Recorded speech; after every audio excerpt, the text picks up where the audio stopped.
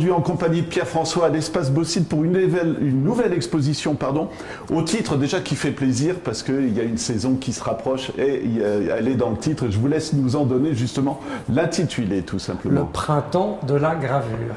Alors, qu'est-ce qu'on va découvrir? Parce qu'on est gâté, on va dire, quand même aussi. Et ça permet de faire un petit cycle, reprendre un cycle, on va dire également. Oui, en fait, le printemps de la gravure, on l'avait mis en place une première fois, mais c'était au moment de la pandémie.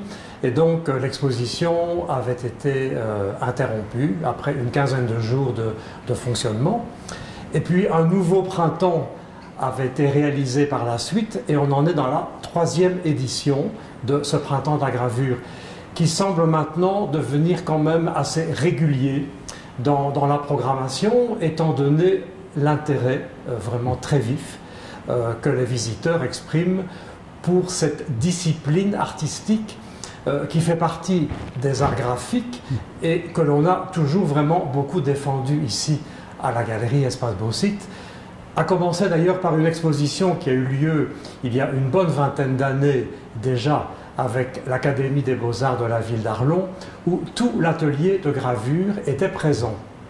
Et le lien est assez aisé à établir avec ce qui se passe aujourd'hui parce que les 5 artistes présents sont tous des élèves de l'Académie, issus de l'Académie des Beaux-Arts, ou toujours en activité actuellement, notamment dans l'atelier de gravure. Il s'agit d'Edith Gisteling et de Fabienne Dex, alors que Nadine Cizer et Sébastien Nardella sont diplômés de l'Académie, déjà en gravure, et que Nicolas Venzi, dont on reparlera sans doute tout à l'heure à propos de l'atelier de Villerue, est également issu de l'Académie des Beaux-Arts, puisqu'il y a vraiment fait toute sa formation en graveur également.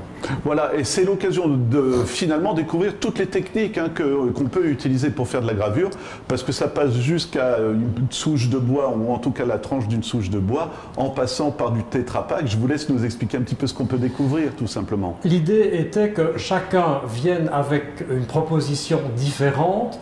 Bon, d'une part, parce que dans ce domaine de la gravure, les thématiques sont très très larges, très ouvertes. Et on verra d'ailleurs qu'il y a autant de compositions abstraites que d'éléments figuratifs. Et d'autre part, toutes ces thématiques sont traitées différemment selon une infinité de techniques qui sont particulièrement caractéristiques de la gravure. Voilà, et on trouve différents thèmes également, on va dire. Je vous laisse nous expliquer. Oui, alors sur le plan thématique, on a notamment, et ça c'est le travail de Nadine Cizer, qui a été une très longue observatrice du comportement des vaches dans la prairie qui est proche de son habitation. Elle les a longuement observées, elle les a photographiées et ça vaut des compositions qui sont réalisées à la pointe sèche, soit sur un plexi, soit sur une plaque de zinc. Et ce sont vraiment des portraits, c'est une galerie de portraits de vaches, de ruminants. Elles ont des regards particuliers, elles ont des attitudes particulières. Donc il a fallu vraiment une très très longue observation de la part de Nadine pour réaliser ce travail, parce qu'ensuite elle a composé ces impressions de différents portraits de vaches qu'elle a associés. Ça c'est la partie vraiment du trait, vraiment, c'est un travail du trait. Chez Sébastien Nardella, c'est je dirais, c'est comme un grand tableau qui se compose de différents fragments en noir et blanc, dans des petits formats divers. Et là, je pense que le visiteur est amené à soit les raccorder, soit ne pas les raccorder, mais se laisser peu à peu envahir par une atmosphère. Il y a des natures mortes, des fragments de chaises, des petits personnages qui sont traités partiellement, des regroupements entre eux, une tête de mort parfois aussi. Donc on ne sait pas très bien où on va, mais en tout cas on se laisse imprégner par quelque chose qui, me disait une visiteuse hier, est assez introvertie. Exactement, oui. C'est vraiment dans l'ambiance, parce qu'il y a beaucoup d'encre noire, il y a beaucoup d'atmosphère, on va dire tout simplement. Exactement, et toujours du côté de la figuration, alors c'est Fabienne Dex, qui elle étonne parce qu'elle a vraiment pratiqué une technique à laquelle elle est fort attachée maintenant, qui est la gravure sur Tetra Pak. Et ça lui vaut, toujours en travaillant à la pointe sèche, d'explorer vraiment cette partie, cet intérieur métallique des boîtes de jus de fruits ou des boîtes de lait. Donc elle va inciser des petits personnages dans des attitudes extrêmement différentes. Elle les regroupe et elle imprime avec des arrière-plans d'architecture, de bâtiments industriels, et c'est plutôt le thème de la déshumanisation des grands ensembles qu'elle a envie de traiter. Mais c'est très finement réalisé, il faut les voir de très près, ces superpositions de personnages, cet anonymat, ces mouvements de foule, très compacts comme ça, ces bousculades, elle les rend vraiment très très bien par ces petites silhouettes. Alors originalité, moi si vous voulez bien on en vient à Nicola Venzi aussi, avec cette fameuse souche de bois qui devient le support pour une gravure tout simplement. Ça veut dire que oui, Nicola Venzi a eu l'idée de partir d'une tranche de bois, de l'imprimer à même le papier, à l'encre noire, mais aussi d'en proposer une version en 3D. Et cette version en 3D, il la réalise à partir d'un moule qu'il a réalisé donc sur la planche elle-même, et de ce moule, il en tire un plâtre. Et le plâtre recompose en fait le positif, l'image, l'élément initial, la matrice initiale, qui est la tranche de bois. Voilà. C'est aussi un peu l'univers de l'abstrait, c'est ce qu'on découvre dans d'autres œuvres. Oui, ça c'est le propre d'Edith Gisteling. Alors elle a aussi travaillé sur plexi, mais au lieu de pratiquer la pointe sèche comme le fait Nadine Cizer ou Sébastien Nardella, elle travaille en monotype.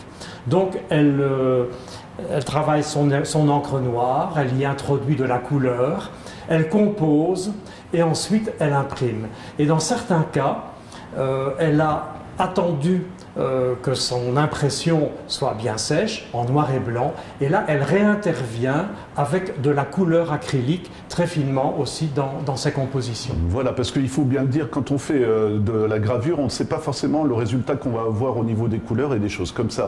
Donc là, c'est vraiment une réflexion sur la couleur. Oui, une réflexion sur la couleur, mais aussi une réflexion sur le résultat final, puisque l'on sait toujours, et c'est ce qui est un peu énigmatique, on ne sait jamais très bien ce que le positif rendra par rapport au négatif que l'on a gravé. Voilà. Voilà. Et c'est un peu tout cela qui fait que le visiteur est très curieux de savoir comment ça se fabrique, ça se confectionne, se perdant aussi un peu dans la complexité de toutes ces techniques. Et alors, c'est la raison pour laquelle... Parfait, j'allais vous poser la question, Pierre, oui, c'est découvrir les coulisses. C'est de découvrir un peu les coulisses de tout cet univers-là dans lequel le mystère s'installe vraiment volontiers pour les visiteurs. Et c'est la raison pour laquelle donc, Nicola Venzi est ici présent avec l'atelier de Villerue qui l'anime, et qui l'anime avec à la fois une tranche d'âge d'enfants adolescents jusqu'à 14 ans, et ensuite aussi avec des adultes dans son atelier de gravure. Donc il a un atelier pluridisciplinaire et un atelier de gravure proprement dit. Donc cet univers-là, on a tenté de le reconstituer ici, soit avec des œuvres abouties, soit aussi surtout avec les matrices.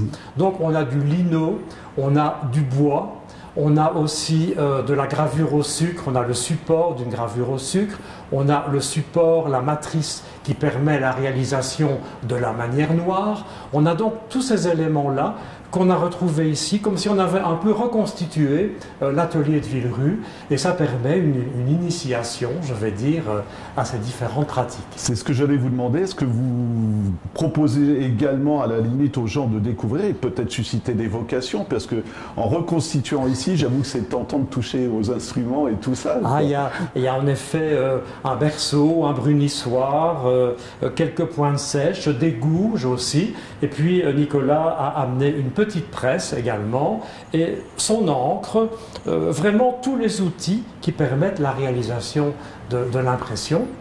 Et alors, lors du dévernissage, qui aura lieu le 23 mars, il va nous proposer une animation. On verra un petit peu comment elle s'organise, mais ce sera vraiment intéressant aussi de le voir pratiquer. Voilà. Et c'est l'occasion de voir toutes les œuvres qui sont autour de vous, viennent de l'atelier de gravure de Villerue. Oui. C'est du beau travail, même, je veux dire, moi je vous le disais avant de tourner, les enfants, c'est quand même excellent. Et je ne sais pas comment on dit, l'aïkibudo, je ne sais pas, mais on voit comment c'est créé, quoi, tout simplement. Oui, oui, bien sûr, c'est très didactique, c'est ce qu'on voulait vraiment pouvoir proposer également aux visiteurs en complément de l'exposition proprement dite. Voilà, alors pour découvrir l'univers de la gravure, il faut venir à l'espace Baucis. La question classique, jusque quand et comment on se renseigne, Pierre? Oui, donc jusqu'au 23, donc je le disais, pour le dévernissage, mais il y aura également une ouverture de l'exposition le dimanche précédent, le 16 mars, donc de 15h à 18h, et puis tous les jours de la semaine. Et en consultant le site, on découvre bien quelles sont les heures d'ouverture de l'exposition. Et c'est www.espacebaucis.be. Voilà, merci beaucoup Pierre.